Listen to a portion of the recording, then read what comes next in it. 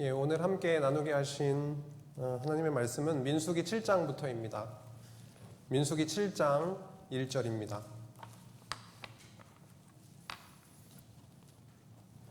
제가 봉독하겠습니다.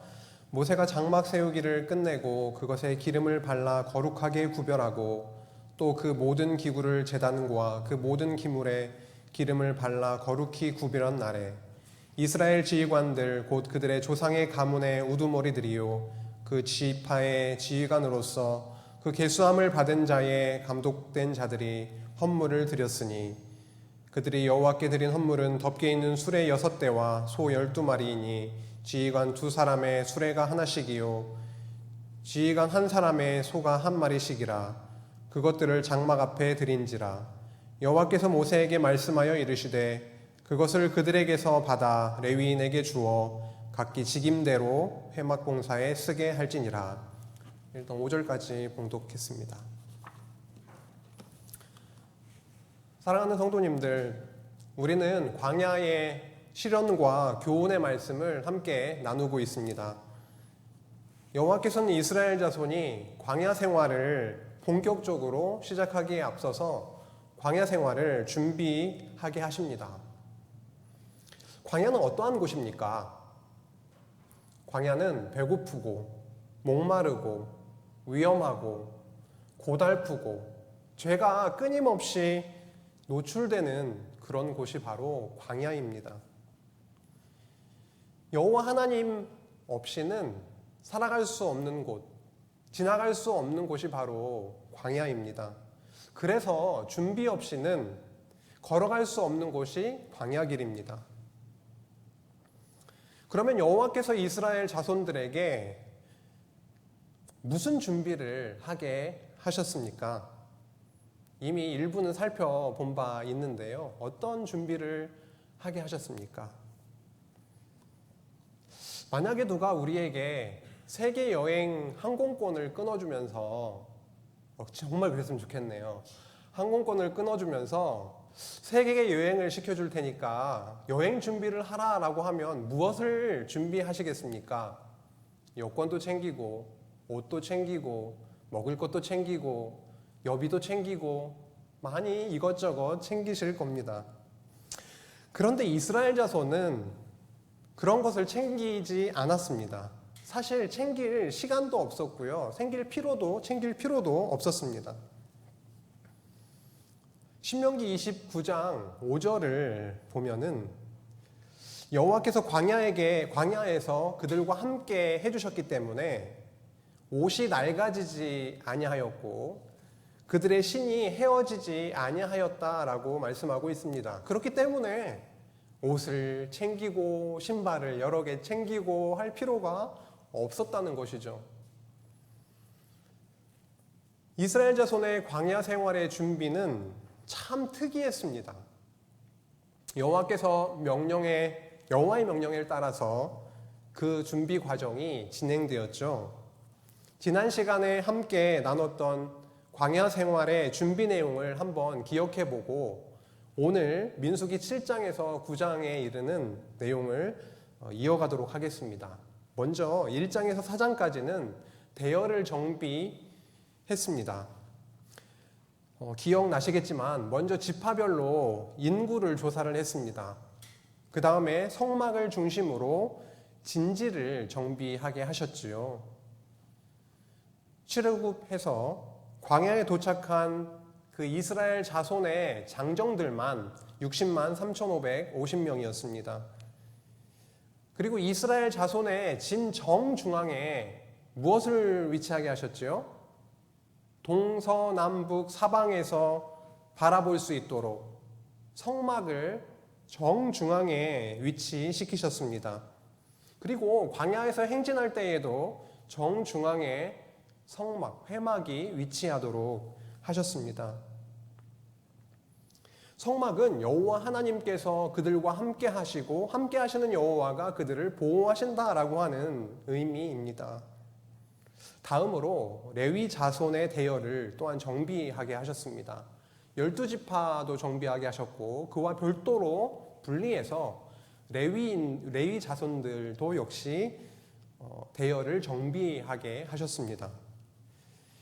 여호와는 레위인들에 대한 그 관심이 아주 컸습니다. 인구조사할 때에도 레위 자손들을 별도로 조사를 하게 하셨고요. 그 다음에 그들이 맡게 될 임무도 아주 자세하게 별도로 그렇게 명하시는 것을 볼 수가 있습니다. 그러면 이렇게 민수기 1장에서 4장까지는 성막을 중심으로 대열을 정비하게 하시는 내용이구나 라는 것을 알 수가 있습니다. 다음으로 이어지는 내용이 민수기 5장에서 9장의 말씀인데요. 성별을 하게 해서 그 광야 생활을 준비하게 하시는 내용입니다. 성별이라고 하니까 좀 잘 안 다가올 수 있겠는데요. 거룩하게 구별한다 라고 하는 것이죠. 거룩하지 구별해내지 않으면 거룩해지는 것이 아니죠. 구별하다, 거룩하다, 거룩하게 하시다 이런 의미니까요. 이는 이스라엘 자손을 거룩하게 구별해서 정결하게 하시기 위함이었습니다. 그들은 400년 동안 애굽에서 생활을 했지요. 그래서 그들은 그들과 함께 애굽인들과 함께 400년 동안 살게 되면서 그들의 문화, 우상을 섬기는 그들의 문화에 푹 젖어들었던 이방화된 자들이었지요. 그러나 아브라함에게 세우셨던 그 언약의 때가 딱 차니까 하나님께서 여호와께서 그들을 찾아오셨습니다. 그리고 그들을 애굽인들과 함께 있지 않게 하시고 그들로부터 해방시켜 내셨죠. 구별해 내셨다라는 것입니다. 그래서 여호와 하나님의 거룩한 백성으로 삼아 주셨습니다. 그러기 위해서 성별 규례를 지금 명하신 것이죠. 이스라엘 자손은 여호와께서 정결하게 성별해 주시지 않으면은 자손 번창도 이루어질 수가 없고요. 그리고 거룩한 하나님의 앞에 설 수조차 없는 자들이었습니다. 그들은 뼛속까지 죄악으로 물들었던 자들이어서 하나님께서 알려주시는, 하나님께서 명하시는 그 방법으로만 그들은 정결하게 될 수 있었고 하나님의 거룩하신 백성이 될 수가 있었습니다. 하나님의 방법이 아니면 도무지 거룩해질 수 있는 그런 방법이 없었던 것이죠. 오늘 함께 나누게 된 민수기 7장에서 9장의 말씀, 광야 생활을 앞두고 있습니다. 이스라엘 자손에게 있어서 이 내용을 보면 굉장히 중요한 과정이 소개되고 있습니다. 우리가 여기서 주목할 점은 대열 정비를 할 때도 그랬지만 성별케 하시는 과정에서도 역시나 여호와께서 무엇과 무엇을 매우 중요하게 생각하고 계시다라고 하는 사실입니다. 무엇과 무엇일까요?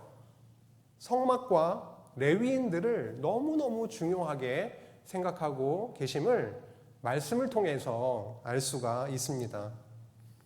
이것은 여호와께서 시내산 언약을 앞서 세우시고 그 다음에 광야 생활과 교훈, 광야 시련의 교훈의 삶을 살아가게 하시잖아요.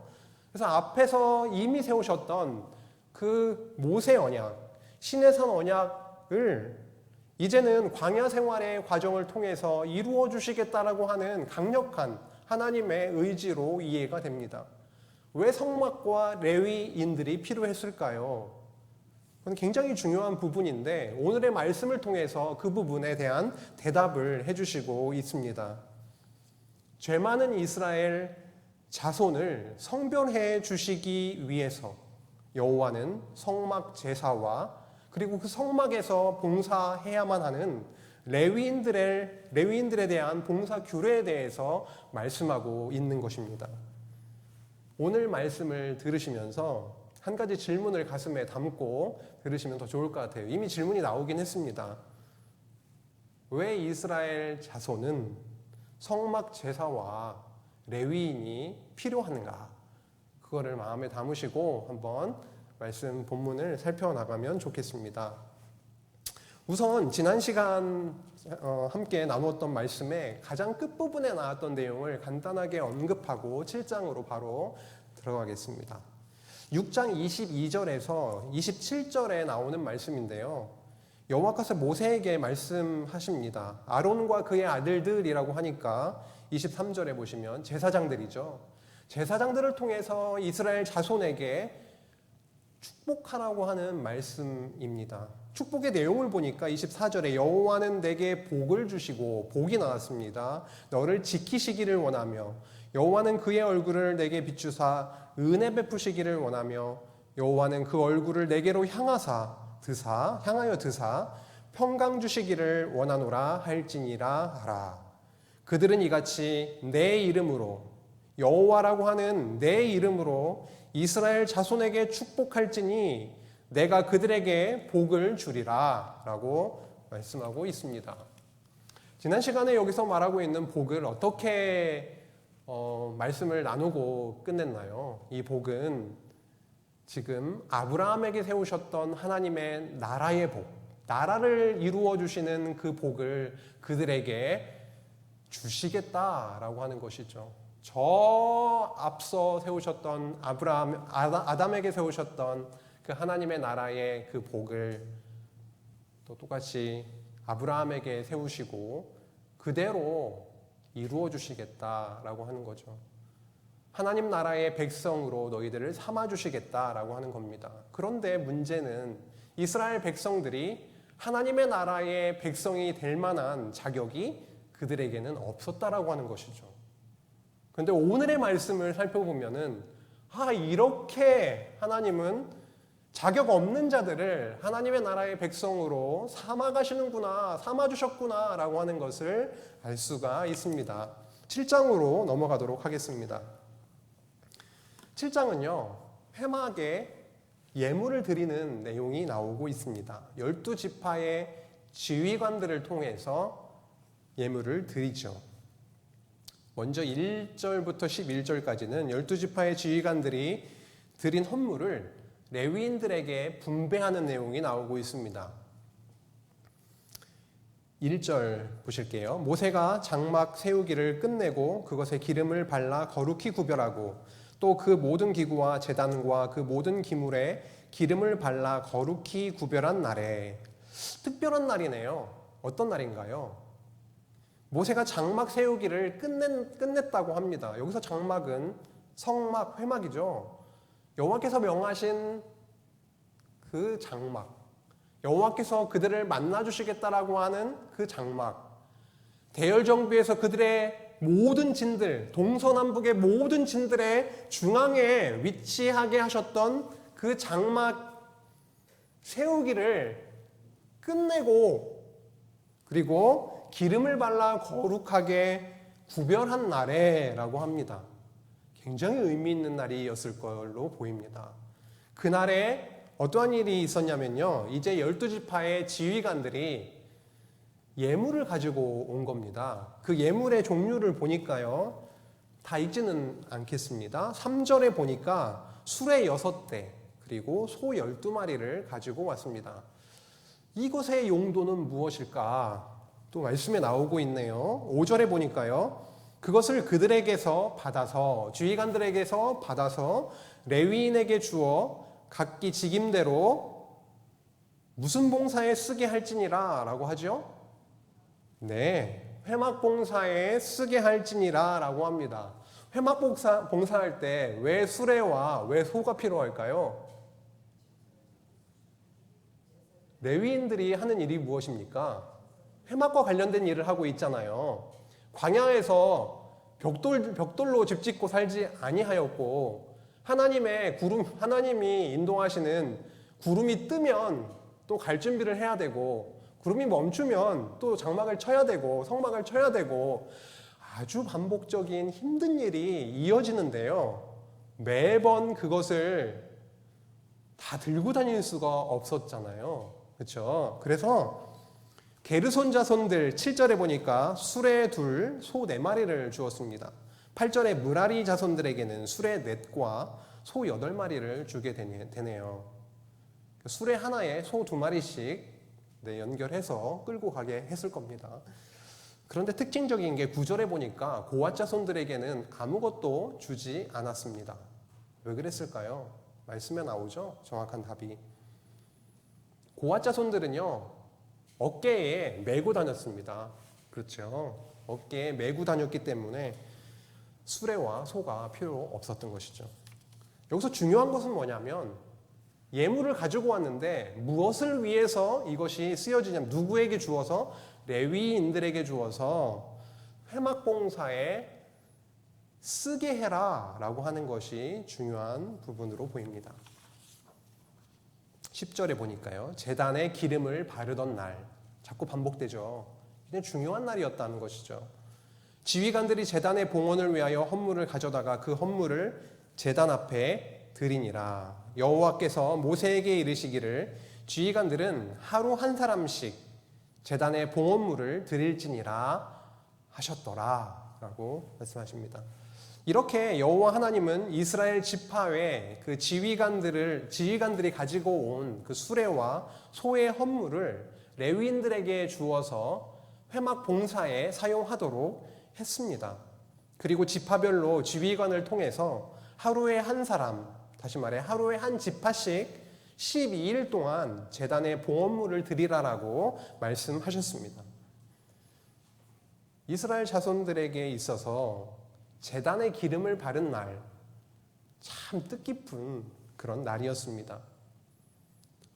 드디어 시내산 언약의 규례대로 자비하신 여호와 하나님 앞에 제사를 통해서 나아갈 수 있는 그 사죄의 은혜의 길이 열린 날이지 않습니까? 그래서 너무 소중하고 귀한 날이었다라고 하는 것이죠.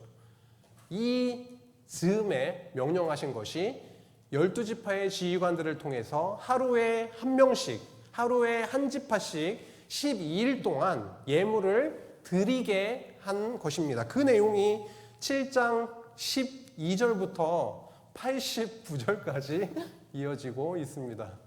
너무 길죠. 그래서 먼저 유다 지파가 드린 그 예물, 헌물에 대해서 나오는데요. 그 부분만 정확하게 한번 살펴보고 그 다음부터는 지파 이름과 그 지휘관의 이름만 바뀌고 나머지 부분은 내용이 똑같습니다. 몇 절까지요? 83절까지. 그래서 그 부분은 쭉 언급하고 넘어가도록 하겠습니다. 우선 12절입니다. 첫째 날에 헌물을 드린 자는 유다 지파 암미나답의 아들 나손이라. 나손이라고 하는 지휘관이, 유다 지파 출신의 지휘관이 그 지파 모든 자손들을 대표해서 예물을 가지고 왔습니다. 그의 헌물은 성소의 세겔로, 세겔이라고 하니까 돈의 단위 같기도 하고 무게의 단위 같기도 한데 여기서는 무게의 단위입니다. 성소의 세겔은요, 1세겔은 11.4g입니다. 11.4g이에요. 그래서 130세겔 무게의 은반은 은쟁반이죠. 약 1.5kg 정도 되는 은쟁반 하나와 70세겔 무게의 은발이 하나다. 70세겔은 곱해보면 나오겠죠. 800g 정도 되는데 그 800g 정도 되는 은발이, 은접시 하나입니다. 이 두 그릇에는 소재물로 기름 섞인 고운 가루를 채웠고 라고 합니다. 은접시와 은쟁반이 있는데 여기에는 소재물을 위한 것이 채워졌고 라고 합니다. 그리고 14절 또 13겔, 10세겔 무게의 금그릇 하나라. 10세겔은 11.4g이니까 10 곱하면 뭐죠? 114g 정도 되겠네요. 그 금그릇에는 향을 채웠다고 합니다. 성소에서 향을 태우지 않습니까? 그렇죠? 15절 또 번제물로 수송아지 한 마리와 순양 한 마리와 1년 된 어린 수양 한 마리이며 번제물. 그 다음에 16절에는 속죄제물로 숫염소 한 마리이며 속죄제물 나왔고요. 17절에 화목제물로 소 2마리와 수양 5마리와 숫염소 5마리와 1년 된 어린 수양 5마리라. 이는 암미나답의 아들 나손의 헌물이었더라 라고 합니다. 여기서 어떤 내용이 아주 중요하게 다가오십니까? 일단은 제단에 기름을 바르던 날에 헌물을 가져왔습니다. 어떤 헌물을 가져왔다라는 것도 중요하겠지만 더 중요하게 지금 볼 부분은 뭐냐면 왜 예물을 가져왔느냐입니다. 그리고 무슨 용도로 그 예물이 쓰여질 것인가 라고 하는 것이죠. 제사를 위해서 가져왔습니다. 소제를 위해서, 번제물을 드리려고, 번제를 위해서, 속죄제를 위해서, 화목제를 위해서 가지고 왔다라는 것입니다. 번제에서 제사가 드려지는 일은 이스라엘 자손에게 있어서 너무 중요한 일이죠. 제사가 이루어져야 그들의 죄가 사해지기 때문에.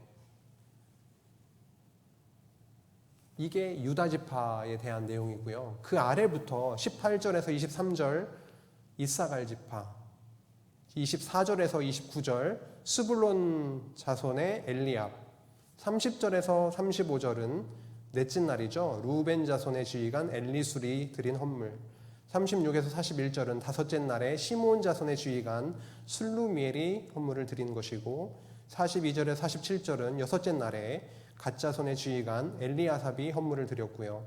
48절에서 53절 일곱째 날에는 에브라임 자손의 지휘관 엘리사마가 헌물을 드립니다. 54절에서 59절까지는요. 여덟째 날에 므낫세 자손의 지휘관 가말리엘이 헌물을 드리고, 60절에서 65절은 아홉째 날에는 베냐민 자손의 지휘관 아비단이 헌물을 드립니다.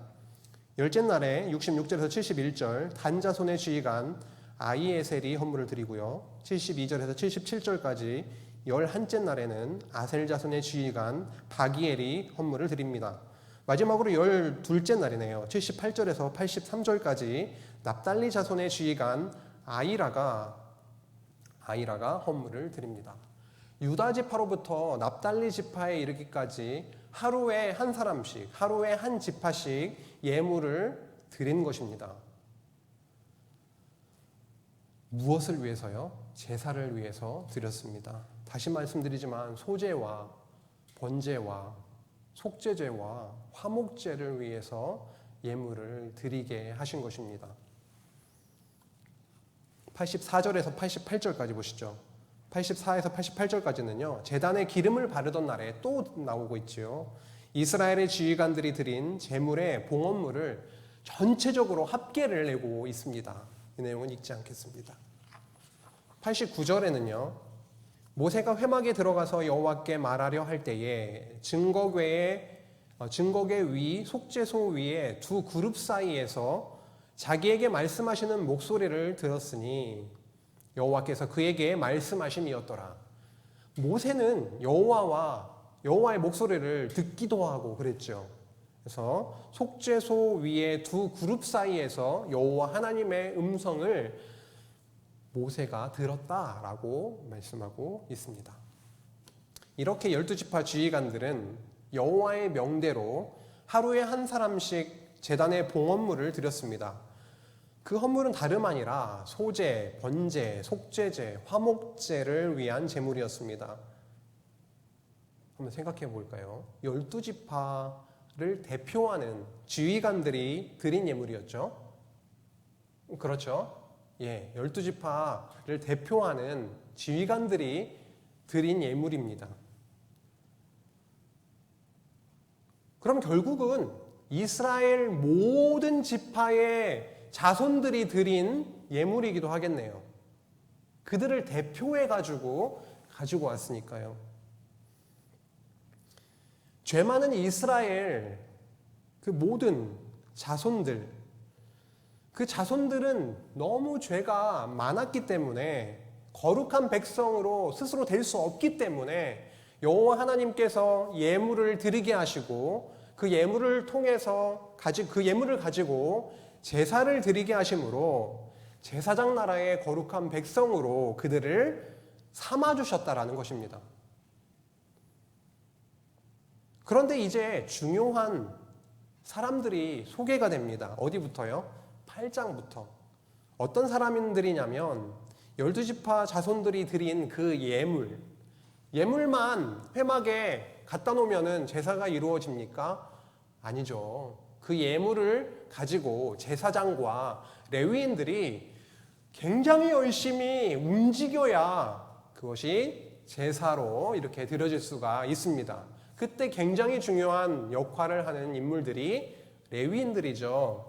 그래서 그 봉사규례, 레위인들의 봉사규례가 바로 8장에 이어지고 있습니다. 민수기 8장은 레위인의 회막에서의 봉사와 관련된 내용인데요.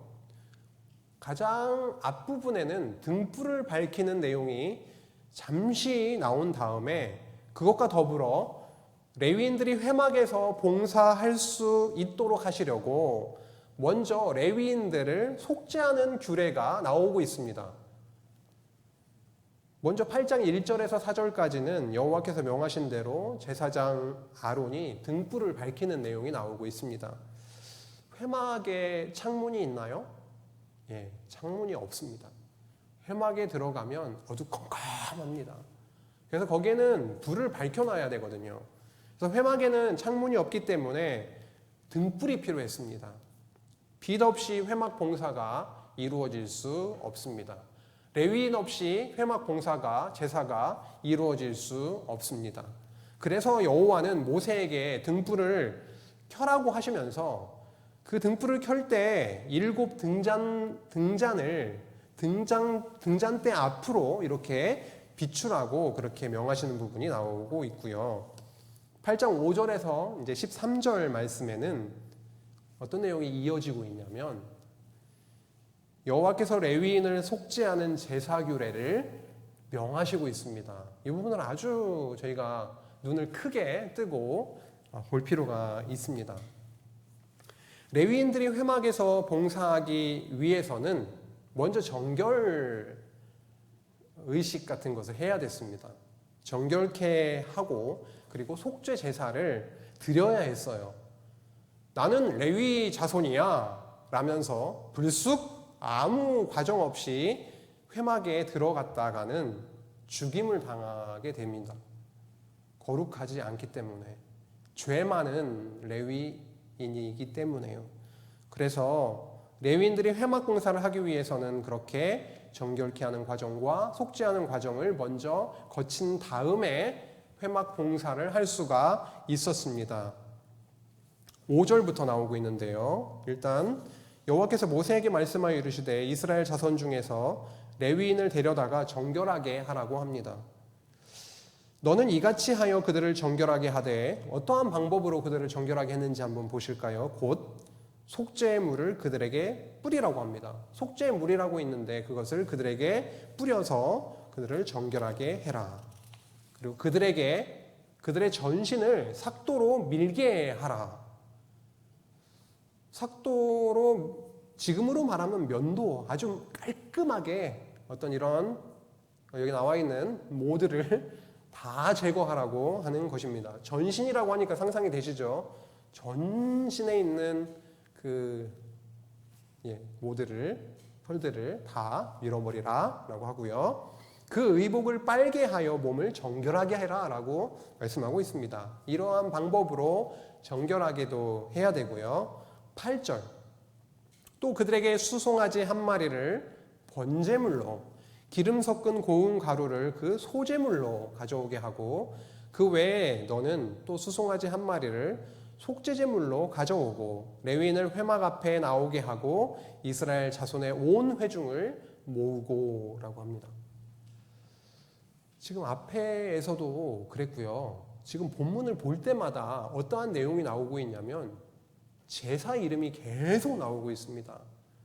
지금 레위인을 속죄하는 과정에서도 번제물, 소제물, 속죄제물 이렇게 나오고 있죠. 8절에. 레위인을 앞에 서게 하고요. 온 회중을 다 모읍니다. 이유가 있습니다. 목적이. 10절 레위인을 여호와 앞에 나오게 하고 이스라엘 자손이 그들에게 무엇을 하게 합니까? 굉장히 특이한 지금 상황이 벌어지고 있습니다. 일반적으로 레위인에게 이렇게 안수하는 게 아니고 저희는 제사랑 관련됐을 때는 죄인이 제물의 그 짐승의 머리 위에 손을 얹고 안수하는 것을 우리가 쉽게 생각을 할 수가 있는데 이 부분에서 레위인을 세울 때 어떠한 지금 상황이 벌어집니까? 이스라엘의 자손, 온 회중이 그들에게, 레위인들에게 안수하게 하는 모습을 볼 수가 있습니다. 그 안수한 후에 아론이 이스라엘 자손을 위하여 레위인을 흔들어 바치는 제물, 요제라고 하죠. 흔들어 바치는 제물로 여호와 앞에 드릴지니 이는 그들에게 여호와께 봉사하게 하기 위함이라. 레위인들을 왜 이렇게 세우느냐 하면은 여호와께 봉사하게 하려 함이라. 성전 회막에서 봉사하게 하시기 위함이죠. 12절입니다. 레위인으로 수송아지들의 머리에 안수하게 하고, 안수가 또 나옵니다. 내가 그 하나는 속죄제물로 하나는 번제물로 여호와께 드려 레위인을 속죄하고 레위인을 아론과 그의 아들들 앞에 세워 여호와께 요제로 드릴지니라. 이 말씀 본문을 통해서 볼 때 레위인의 속죄 과정을 보면은 매우 독특한 그런 과정이 모습이 보이네요. 지금 살펴본 거긴 하지만요. 한번 적어보겠습니다. 먼저는 이스라엘 회중 자손이 누구를 이렇게 안수한다고요? 이스라엘 자손이 레위인을 안수합니다. 그 다음에 어떻게 되는 거죠? 안수를 받은 레위인이, 그렇죠? 레위인이 제물에 안수합니다. 그 다음 어떻게 되는 거죠? 그 다음에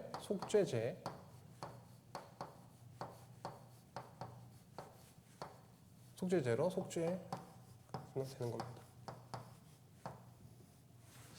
이 모습을, 이 과정을 봤을 때에 이거는 무엇을 의미할까요? 이스라엘의 온 회중이 봉사를 위해서 세울 레위인들에게 안수해서 온 이스라엘이 지금 이스라엘의 모든 죄를 봉사할 레위인들에게 전가시키죠. 그게 안수잖아요. 제물의 머리 위에 손을 얹고 기도하는 것은 나는 죄인입니다. 나의 죄 대신에 내 죄를 이 짐승에게 뒤집어 씌워서 이 짐승을 제물을 대신 죽게 함으로 피를 흘림으로 내 죄를 사해 주시는 것이지 않습니까? 이스라엘의 모든 자손의 죄를 레위인에게 안수함으로 레위인에게 그 죄를 전가시킨 다음에 그 레위인은 이스라엘 자손의 죄를 뒤집어 쓴 레위인은 다시 제물에게 안수를 하는 겁니다.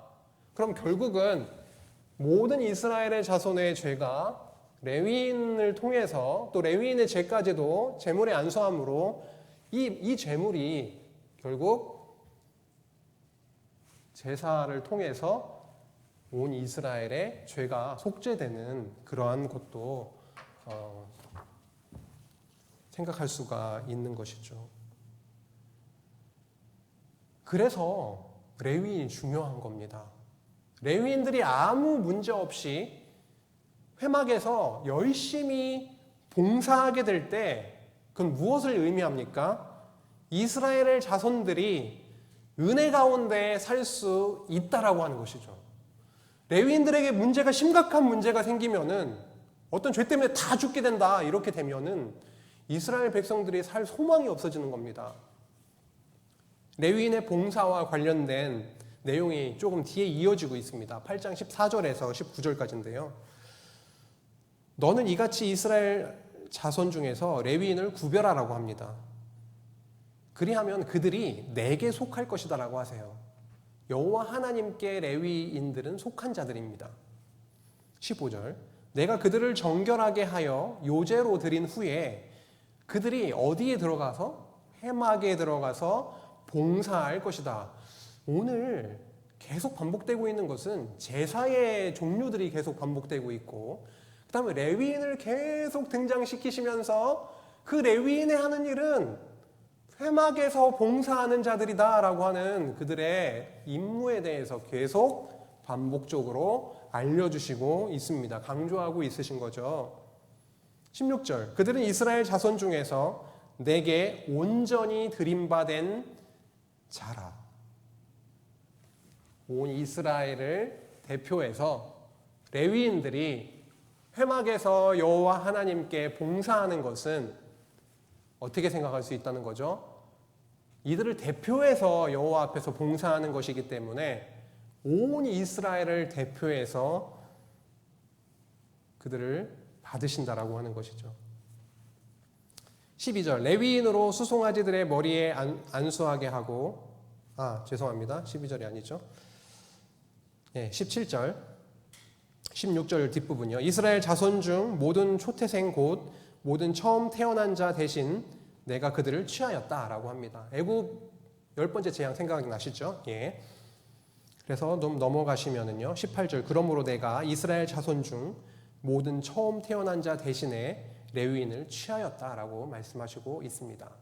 이스라엘의 모든 장자를 대신해서 선택을 했기 때문에 그들을 대신해서요. 모든 이스라엘을 받으신 것과 다름이 없습니다. 정말 중요한 말씀이 19절에 나오고 있는데요. 내가 이스라엘 자손 중에서 레위인을 취하여 그들을 아론과 그의 아들들, 제사장들이죠. 그들에게 주어서 그들로 회막에서 이스라엘 자손을 대신하여 봉사하게 하며, 모든 이스라엘이, 그 많은 이스라엘 자손들이 한꺼번에 나아갈 수가 없습니다. 그래서 마지들, 장자들을 대신해서 그들을 받으셨고 내 것 삼으셨고 온전히 드려진 바 된 그들을 통해서 이스라엘 자손을 대신해서 봉사하게 하고, 또 이스라엘 자손을 위하여 속죄하게 하였나니 이는 이스라엘 자손이 성소에 가까이 할 때에 그들 중에 재앙이 없게 하려 하였음이니라. 레위인들은 여호와께서 이스라엘 자손의 장자들을 대신하여 취하신 자들이었습니다. 그들은 여호와께 온전히 드림받은 자들이었습니다. 19절의 말씀을 통해서 레위인들이 이스라엘 자손에게 있어서 얼마나 중요한 역할을 감당하게 되었는지 알 수가 있습니다. 레위인들은 회막에서 이스라엘 자손을 대신하여 봉사하였고 이스라엘 자손을 위하여 속죄하도록 했습니다. 이스라엘 자손은 회막 없이, 레위인과 제사장 없이 광야 생활을 절대로 이어갈 수가 없었습니다. 광야 생활의 과정에서 끊임없이 그들의 죄악이 넘쳐났기 때문에 회막과 레위인 없이는 죽은 목숨과도 같았던 것이죠. 그들의 죄가 드러났을 때 그들은 어디로 향했겠습니까? 성막을 향했겠죠. 그리고 사죄의 은혜를 누리고 또 누렸을 것입니다. 여호와께서 왜 그렇게 광야 생활의 준비 과정에서 회막과 레위인을 강조하고 계시는지를 알 수가 있습니다. 우리 성도에게 있어서는 어떨까요? 마찬가지죠. 우리는 광야와 같은 하루하루를 살아가고 있습니다. 질문 하나 드릴까요? 여러분은 누구 없이 살아갈 수가 없습니까? 솔직히 말씀해 보세요. 정답을 말씀하려고 하지 마시고 가슴에 손을 얹으시고 나는 누구 없이는 살 수가 없어. 부모님, 자식, 남편, 아내, 그렇습니까? 저도 아내 없이는 살 수 없을 것 같아요. 진짜 저희가 일반적으로 생각하는 그런 사람들 없으면, 그런 사람만 있으면 살 수 있습니까? 그럼 반대로 얘기하면 우리 성도는 참 성막으로 오신 예수 그리스도 없이는 살 수가 없습니다. 우리는 다양한 삶의 현장에서 드러나는 우리의 죄악으로 인해서 제대로 숨쉬기도 힘듭니다. 제어할 수 없는, 내가 어떻게 컨트롤할 수 없는 그런 죄악된 모습이 가정에서, 직장에서, 교회에서 마구마구 쏟아집니다. 저도 가정이 저의 밑바닥이 드러나는 장소입니다. 교회에 와서는 드러나지 않습니다. 웬만해서는 앞으로 드러날 수 있을지는 몰라도 드러나도 아량 있게 봐주시면 감사하겠는데, 가정에서만큼은 저의 완전 밑바닥이 그렇게 드러나서 처절하게 너무 힘들다, 이런 곳이구나 광야는, 그렇게 생각이 들 때가 한두 번이 아닙니다. 자꾸만 왕좌에서 내려오려고 하네요. 내가 왕이라고. 최근에 자꾸만 큰아들이 팔씨름을 하재요. 그래서 작년까지만 해도 할 때마다 저는 압승했습니다. 근데 몇 주 전에 한번 했는데 좀 겁이 나는 거예요. 그래서 하지 말자 그랬습니다. 그게 뭡니까? 그 왕권, 가족의 그 힘으로라도 누르고 싶은 그런 죄성이 그렇게 나오는 거겠죠. 이게 저의 죄악된 본성의 아주 일부입니다. 이거 어쩌면 좋을까요? 달라져 보려고 굳게 마음먹어도 3일천하이고요. 애쓰면 애쓸수록 미궁으로 빠져들어가는 것을 느끼곤 하는데, 이걸 어쩔까요? 이거를. 방법은 오직 한 가지입니다. 너무 쉬운 방법인데 우리의 결단으로 그것을 취할 수 없다라는 게 함정입니다. 죄인으로 참 성전 되시는 그 예수 그리스도께 항목하고 그에게 나아가기만 하면 되는 건데, 그게 절대로 나의 무슨 지금 나아가야겠어 이렇게 결단으로 나아가지 않는, 다 그냥 나의 힘이 빠져야 나가게 되는 그러한 거지 않습니까? 그것이 오직 유일한 방법이죠. 죄인으로 그리스도 앞에 엎드리게 될 때 비로소 우리 마음은 평안을 누리게 됩니다. 넘치는 제 용서의 은혜를 누리게 되는 것이죠. 8장 20절부터 22절까지는 이제 레위인들에게 이렇게 행하도록 해라라고 하는 것들을 다 행하는 내용이 나오고 있습니다. 22절에 후에 레위인이 회막에 들어가서 아론과 그의 아들들 앞에 봉사하니라. 또 레위인들이 봉사하는 것에 대해서, 회막 봉사에 대해서 다시 한번 언급하면서 여호와께서 레위인의 일에 대하여 모세에게 명령하게 하신 것을 따라 그와 같이 그들에게 행하였더라 라고 합니다. 8장 23절에서 26절까지는 레위 자손의 일이 그리 만만치가 않습니다. 60이 돼서 할 수 있고 70까지 할 수 있고 그런 일이 아니에요. 지금으로 말하면 노가다입니다. 육체 노동이에요. 강도가 엄청 센 육체 노동입니다. 죄인들이 많기 때문에 일이 적지가 않아요. 계속 이어졌을 것입니다. 그래서 25세부터 49세까지만 일을 하고 50세부터는 일을 하지 않고 열애시키는 부분을 확인할 수가 있습니다.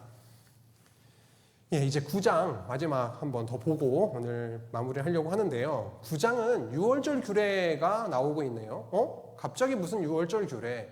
지금 성별에 대한 내용을 살펴보고 있잖아요. 그렇죠? 성별을 위해서 예물을 드리게 하셨다. 그 다음 레위인들을 통해서 어떠한 봉사를 하게 하실 것인지에 대해서 살펴보았습니다. 근데 9장에 와서는 갑자기 유월절 절기에 대해서 언급을 하고 있는데요. 9장 1절에서 14절까지가 여호와께서 유월절 절기를 지키라 라고 명하신 내용입니다. 여호와께서 애굽 땅에서 나온 지 2년 첫째 달에 시내 광야에서 유월절을 정한 기일, 첫째 달 14일이 유월절이거든요. 처음 애굽에서 나오게 되는 그 첫째 달 14일이 유월절인데 그때 지키라라고 합니다. 그런데 성별하게 하시는 내용의 끝부분에 나오는 유월절을 지키라라는 내용은 어떤 의미를 가지고 있을까요? 성별과 관련이 있을까요? 없을까요? 유월절이야말로 여호와께서 유월절 어린 양의 피로 이스라엘 자손을 애굽에서 구별해내신 민족적 성별 사건이 바로 유월절이었기 때문에 유월절은 애굽으로부터 해방시켜 주신 살아계신 여호와 하나님을 기억하게 하면서 앞으로 이어질 광야 생활 중에도 여호와께서 성막과 더불어서 그들과 함께 하실 것을 말씀하고 있습니다. 그래서 유월절을 지키는 내용이 중요한 거죠.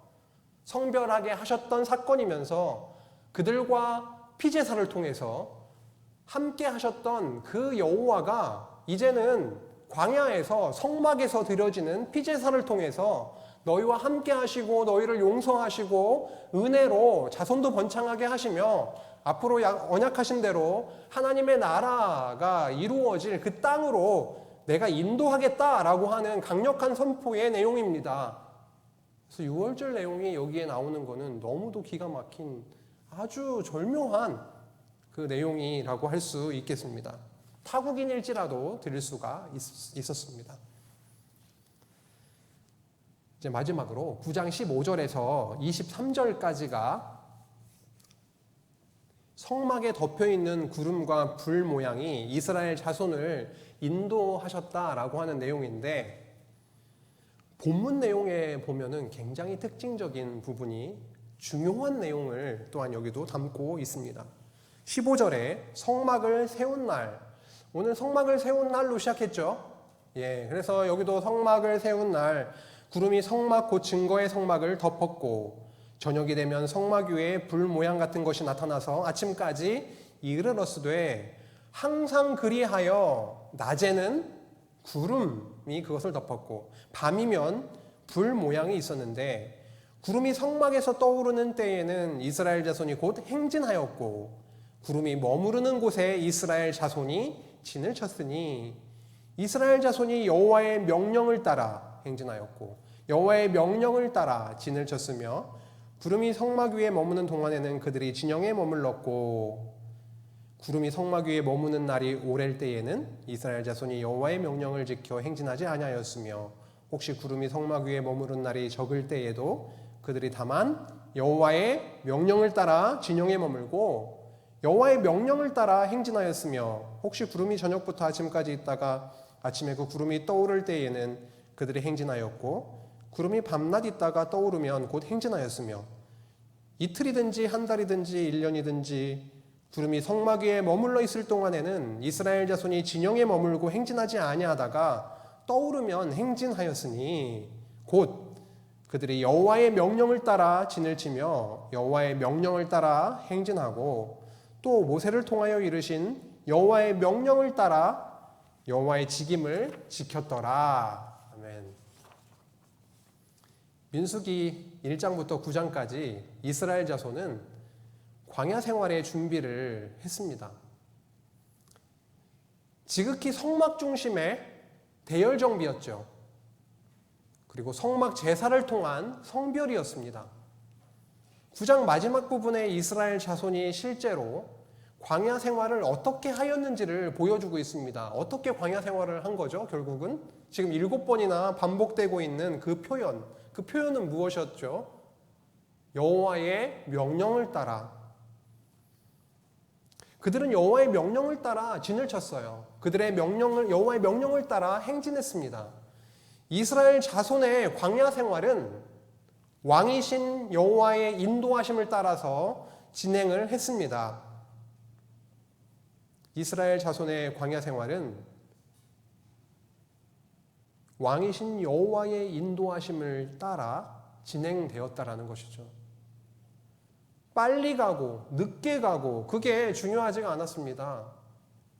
짧게 머물고 길게 머물고 그게 문제가 되지 않았어요. 그런데 우리는 이 땅에 살아가면서 길고 짧고 굉장히 따지고 그게 문제가 되고 뭐가 빨리 해결이 돼야 되는데 빨리 안 되고 우리의 기준으로 광야 생활을 하고 있는 것을 우리의 삶 속에서 또한 확인할 수가 있습니다.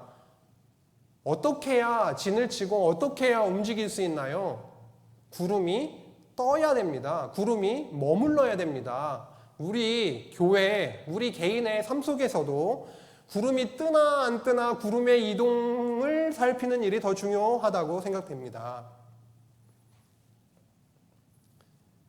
중요한 것은 광야 생활을 내 뜻과 노력으로 사는 것이 아니라 오직 여호와의 명령을 따라 사라지는 것임을 깨닫게 되는 것이 중요했습니다.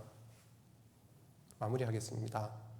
몇 주에 걸쳐서 우리는 광야 생활의 준비 1장에서 9장 민수기의 말씀을 함께 상고해 왔습니다. 민수기 1장에서 9장에 많은 내용들이 있었죠. 그런데 그 내용을 딱 한 문장으로 요약하자면 이렇습니다.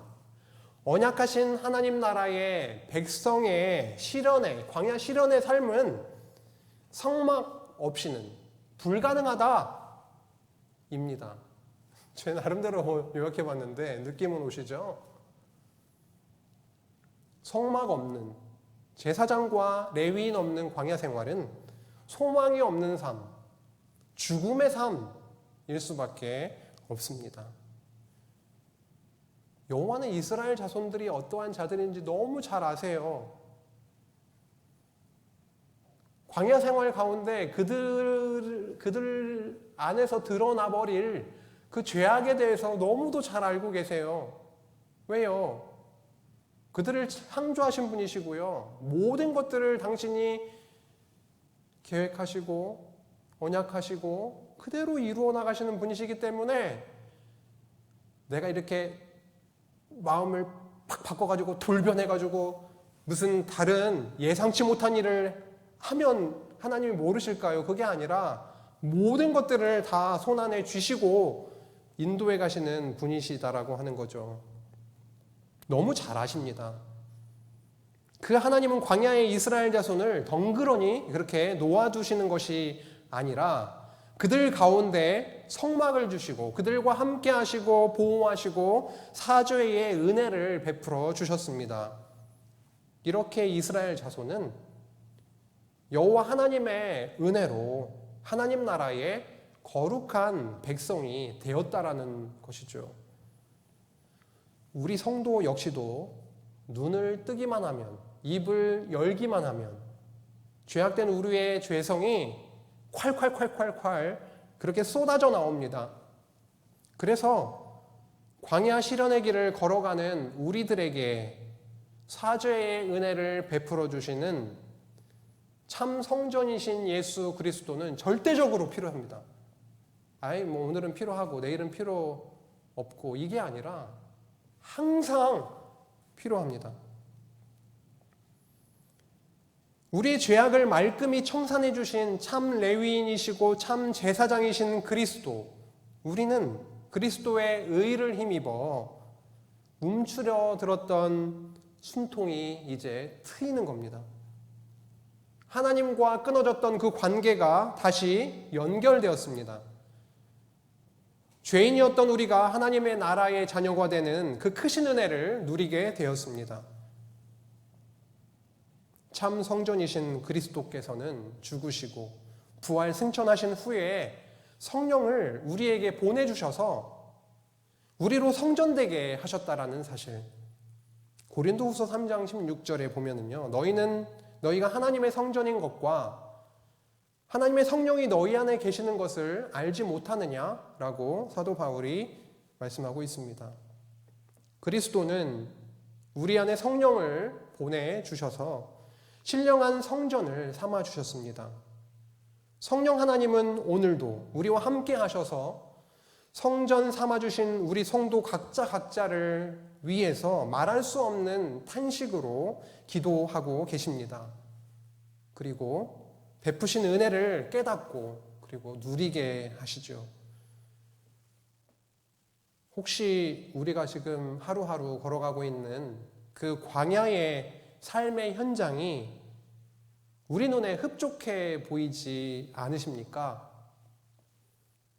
그러나 확실한 것은 이 땅에서의 광야의 삶은 우리로 여호와의 명령을 따라 살아가며 은혜 누리게 하셨던 그 사실을 기억하게 하십니다.